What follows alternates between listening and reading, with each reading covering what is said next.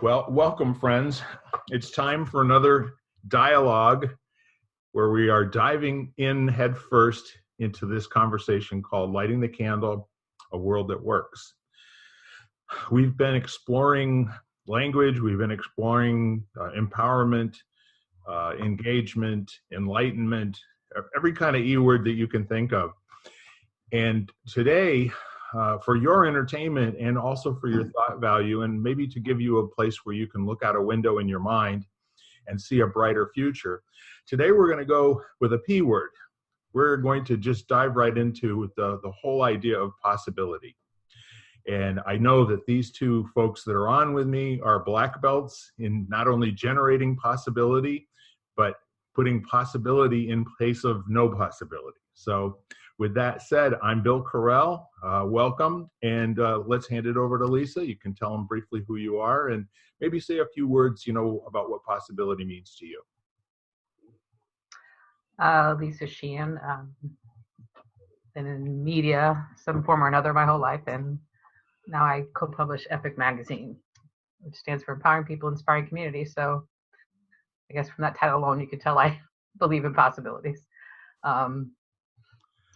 I think I've always been that way, and I've also been studying See No. This woman that wrote See No Stranger is doing like an online course right now, and one of her favorite terms is, and part of her curriculum, so to speak, is to reimagine.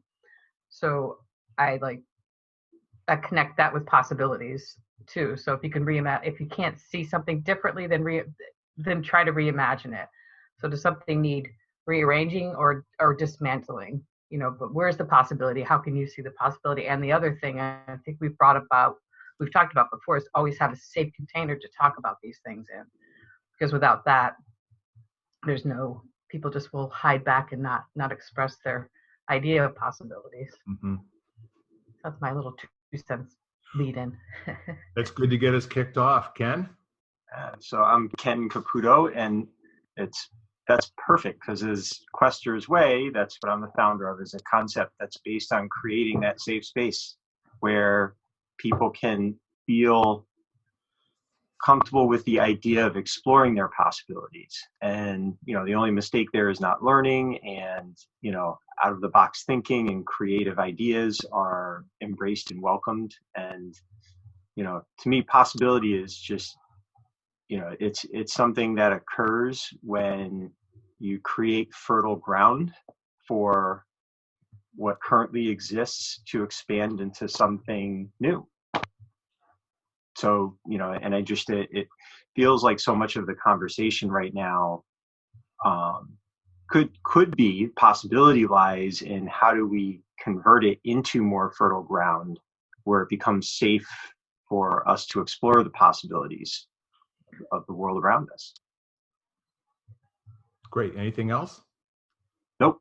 Okay.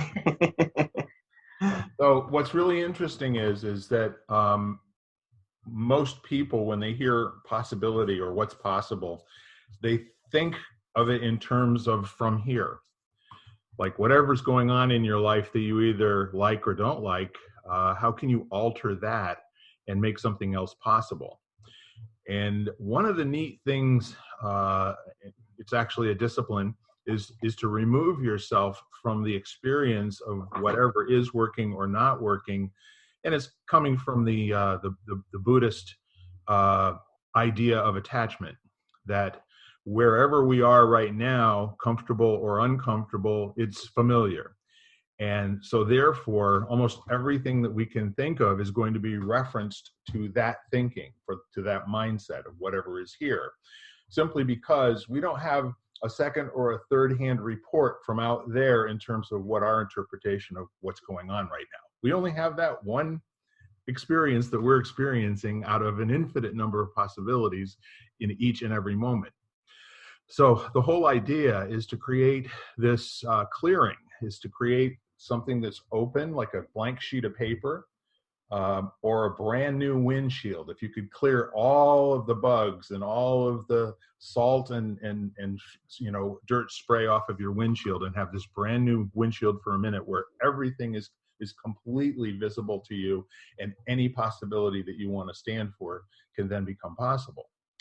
So in terms of it being bigger, better, or any kind of reference to what was, possibility in terms of how I'm speaking it right now lives in its own domain. And you've heard probably the field of infinite possibilities, Deepak Chopra, the field of all that's possible and impossible, where it takes in absolutely everything that is out there, and that over time there is nothing impossible if the thinking is strong enough, if the actions are strong enough. So the neat part of it is, most of the time we have these things called breakthroughs, and typically they're accidental. They're, where we're grinding, all of a sudden something happens. It's kind of like how lucite was invented, that clear, hard plastic at DuPont that they made billions off of. That was an experimental failure. They were trying to do something completely different, and all of a sudden, they could lift up, the beaker, with the stirrer, and it was all solid. And it was like, what's that? That's kind of cool. How can we do it again? So breakthroughs, as we have them in our lives, where something works, seems almost accidental in many cases. But what if it were possible, like that whole domain of possibility, that you can plan breakthroughs, that you can instruct yourself that breakthroughs are not something that are accidental or random. It's a technology that you can actually place yourself at work in. And what if that were possible? What if that really could happen? How would that look in the world? That's my 2.5-minute diatribe. I think the other aspect of it to me is to bounce ideas just on yourself. It gets a little redundant and it's kind of like one-sided, obviously. And so to practice these things in community, I think, is the important part too. So to express these ideals and not necessarily in an echo chamber either, to get out there and see what other people think. Because like they say, together is the only way things are. Was that I just wrote that phrase, that quote about small groups can make changes. In fact, it's the only thing that has. Yes.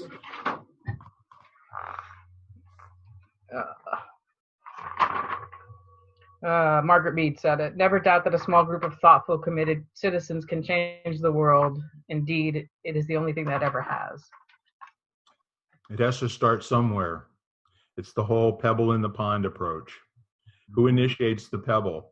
Well, you had to get the pebble from someplace or somebody in the first place to cast it back into the water. But the more pebbles going into the water, the more ripples, the more people.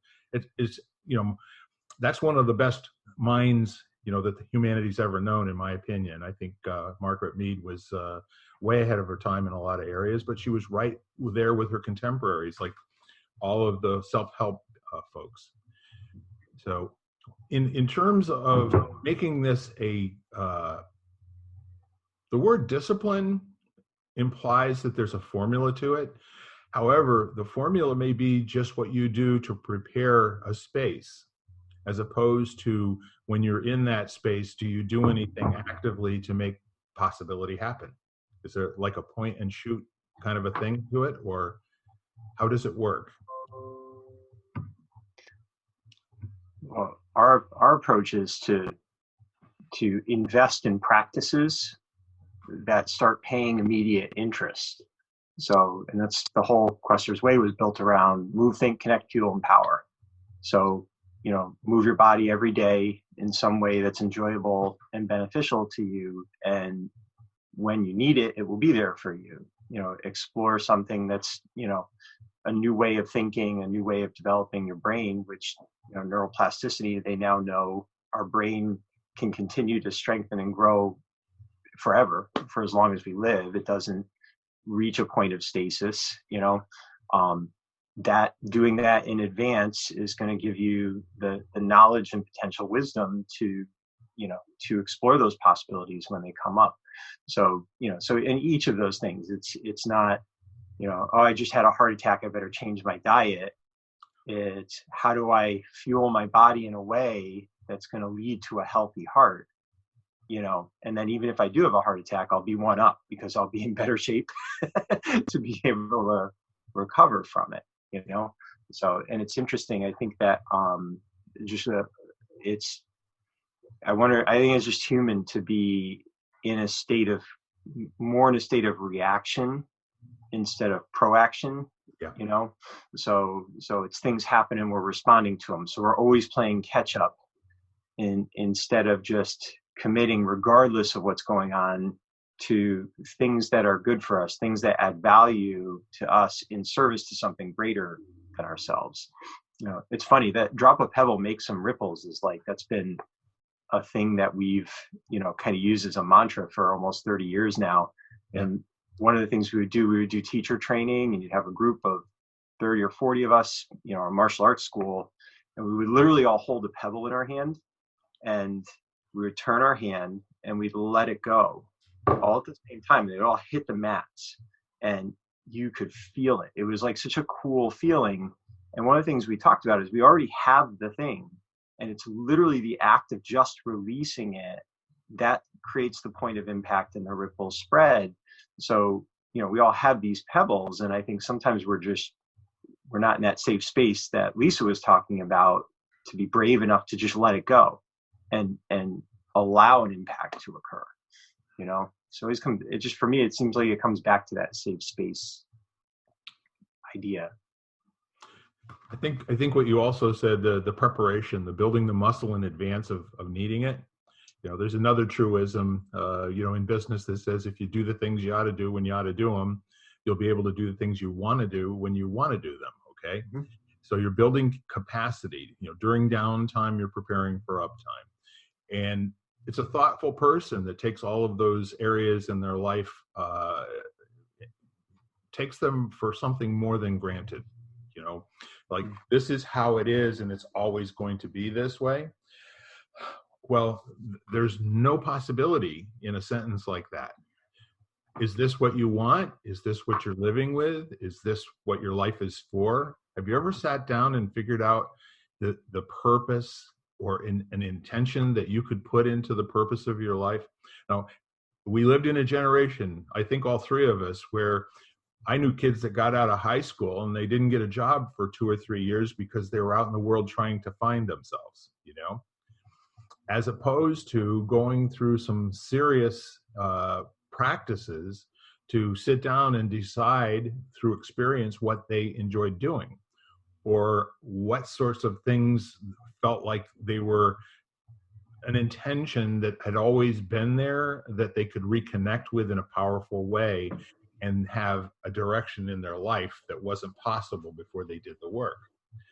So in many cases, I had 2 friends that went out of high school, and I don't know, do you remember what was his name? Sun Myung Moon, the prophet. He was a dyed-in-the-wool cult, and there were literally hundreds of them in the early 1970s, and they were called Moonies. Okay, so we had the Krishnas you could go and get involved with. They had the Moonies, or you could go and get involved with one of the SDS type groups, or the Black Panthers, or whatever. Not all of us could join that group, but the point is in terms of finding their way, they were looking for some sort of dogmatic approach to life that they could adopt and take on as their own until they found out that it didn't really fit them. As opposed to another approach, which Ken, you and I know, and I think Lisa knows as well, we could teach this in school. We could actually give people the muscle at building muscle, in terms of who they are in the matter of their own life. What is your life going to be for? What can you dedicate yourself to? And I don't mean dedicate yourself like, becoming a doctor and 12 more years of schooling. It might be more like dedicating yourself as a decent human being, as somebody who's caring and loving and takes care of the rest of the world when possible, and is always casting a good shadow and never a dark shadow.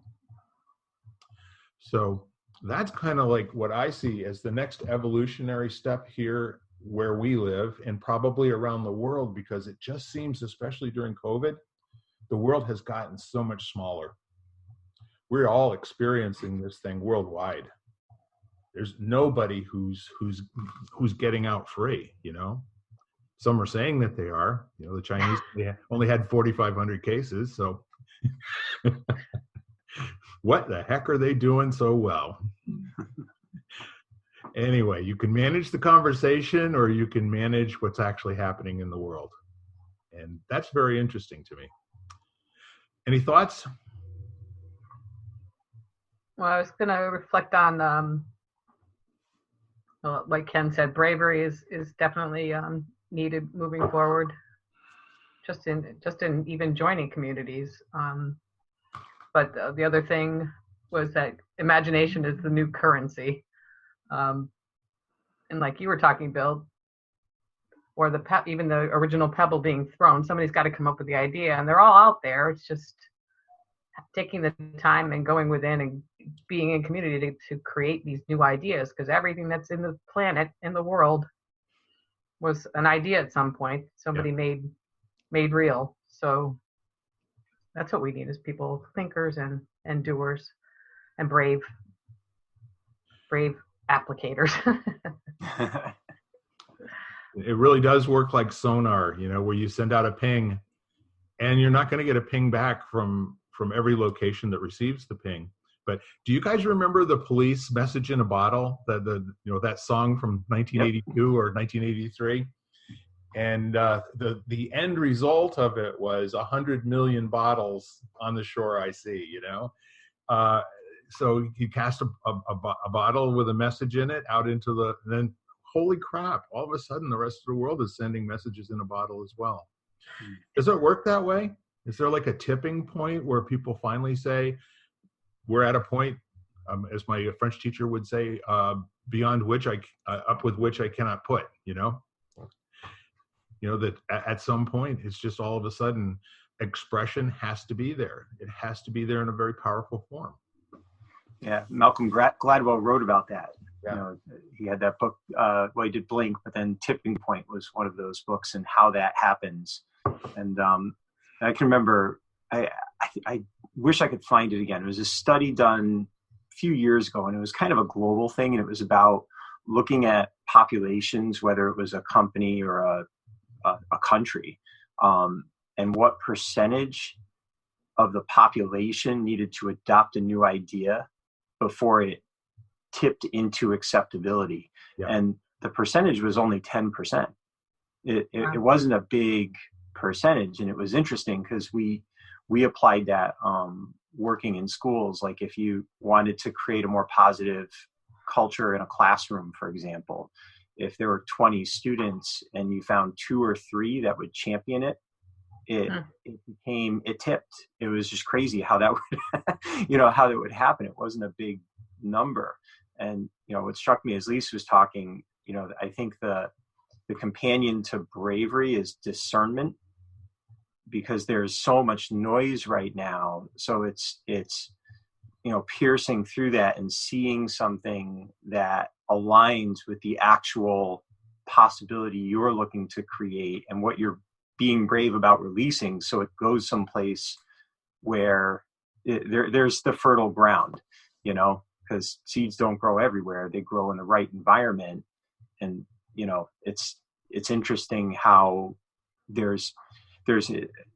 I found myself over time being, inadvertently trying to plant seeds in the loudest environment, or the one that was telling me that this is where you should plant it, instead of thinking a little bit more critically and assessing the situation and saying no a lot more, until you find the right area to plant your seed,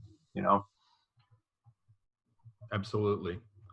And if you think about it, those folks that are busy creating the fertile ground, for these possibilities to grow, it has nothing to do with memorization. It has everything to do with the word that you used, the critical thinking element, mm-hmm. which is something that in the old days, I mean, even when I was going to school, there were many of my school teachers, in primary school and then in junior high school, that would reward open conversation that wasn't fact-based. You know, they would basically say, and we would practice debating. We would practice debating with no other information than 2 points of view. There's this point and there's this point. And I had this social studies teacher who was a great history teacher as well, Leo Savoy. And he was very, very comedic in his approach to things. But what he always said was, there's always 3 points of view. There's your point of view, there's the other person's point of view, and then there's all the other possible points of view that neither of you are seeing. Mm-hmm. So the point of a debate is not to win and score points in terms of your view being better, but it's for your argument to be better. And if you can articulate a very strong argument for either case, then you have a chance to be able to find those other possibilities where there's common ground.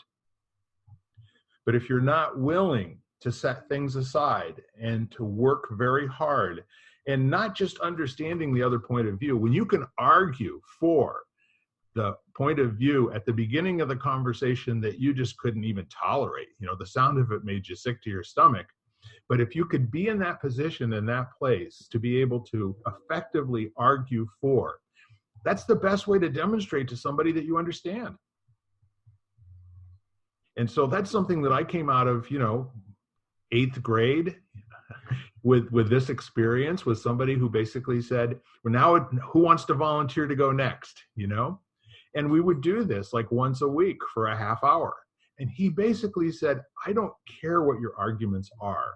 I want you to believe in them. I want you to believe in your arguments with the very last bit of your being and your spirit. And somebody said, why? I was going to ask you what the outcome for you was. Well, what his answer was, he said, I wouldn't tell you if I could. And then somebody else said, it might have been me, I don't feel this alive in any other conversation. And he looked over and he just smiled ear to ear and said nothing more. So obviously he was trained how to do that. It might have been a college professor, you know, that gave him these tools to pass on to 8th graders. I mean, can you even imagine? Is this a typical scenario where a teacher in you know, our school system would be blocking out a half hour a week for people to stand up and argue with each other in a very safe space sort of way? Would it even be valuable? Would it even be valuable? I think there's always value in healthy debate. You know, I mean, I guess the question is, are you doing it to learn how to see things from different positions like you're talking about, or to advocate for why your position is the right position? You know, that's what we're seeing a lot of right now. It's, you know, it's no one's changing their mind. They're not no one, but there's, you know, especially if you look at social media, it's, you can almost predict how someone's going to respond to anything said because they have their counter and they're just going back and forth. And, you know, so there's not really any, you know, that's not going to be healthy, you know, learning that type of debate, you know, where there's this either or absolutism that kind of comes into play instead of curiosity and, you know, deeper thinking. You know, where's the common ground? There has to be common ground somewhere. We just haven't gone deep enough. Yes. Instead of, nope, can't ever agree with that, you know, just disqualifying entire groups of people or, you know, whatever. Yeah. It's an interesting, you know, but everybody's very tense right now. So I think that's part of it. It's hard to, you know, when you're in that survival mode and feeling scared and like you're drowning, it's hard to do more complex thinking than, you know, run away or throw a rock at it, you know? Yeah. I just had, you know, there's a place for us from West Side Story washing over my whole body where, you know, that somewhere out there, there's a place, and the place needs to be right here. And when we, again, if we can train our children to be the biggest, the absolute greatest force in the matter of their own life, they'll be unmessable. Yep. They will be unmessable. Yeah. So be able to listen to all sides, all points of view, not be afraid that someone is going to convince you with their slippery, silver tongue, that you're wrong and they're right. And now you have to not only adopt, but you have to join their side and take up their silly shenanigans. But I agree with you, Ken. I think there are enough sources out there to allow people with a point of view to be able to factually say, this got reported over here, and that's what I'm saying to you. I'm not making this up. I read it, okay? Historians are saying X, Y, Z, right? Yeah. And guess what?